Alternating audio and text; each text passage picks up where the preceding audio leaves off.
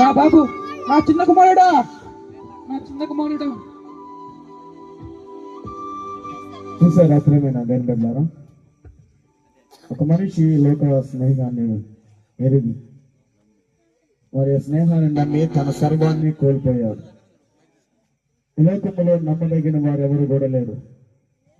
ఈ లోకంలో స్నేహితులు నమ్మాడు, తన జీవితాన్ని పాడు చేస్తున్నాడు.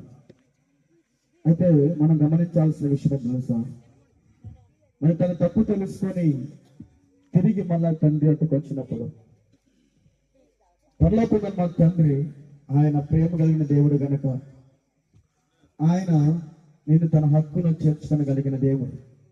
నీ పాపములను క్షమించి, నీ వ్యతిరేకతను క్షమించి, నీ అవిధేయతను క్షమించి ఆయన నేను తన కౌగిట్లో భద్రపరిచే దేవుడు.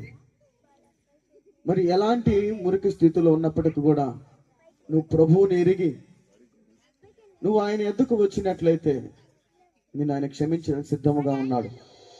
మరి ఈ క్రిస్మస్ ఏంటో తెలుసా దేవుని బిడ్డలారా, పాపములో పడి చనిపోతున్న మనలను, అనేకమైన భారాలు మోస్తున్నటువంటి మనలను ఆయన రక్షించి తనతో పాటు పరలోకములో నిత్య సంతోషములోనికి చేర్చడానికి ఆయన మానవుడుగా దిగి వచ్చాడు, మన పాపములను క్షమించడానికి. అందుకే ఆయన పిలిచారు కదా, ప్రయాసపడి భారము మోస్తున్న సమస్త జనులారా నా యొద్దకు రండి అని పిలుస్తున్నాడు.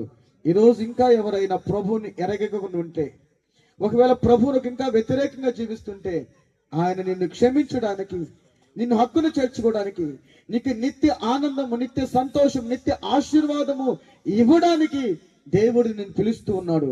ఈరోజు ఆయన మాట విని ఆయన దగ్గరకు వచ్చినట్లయితే, ఇప్పుడు మనం స్కిట్ చూసాం కదా, మరి స్నేహితులు నమ్మి సర్వాన్ని కోల్పోయాడు, కానీ మురికి గుడ్డలతో దుర్వాసనతో తండ్రి వద్దకు వచ్చాడు.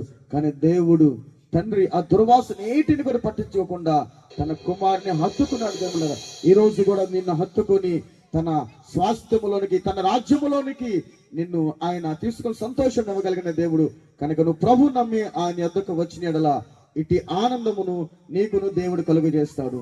దేవుడు మాట దీవించిన గాక. ఆమేన్.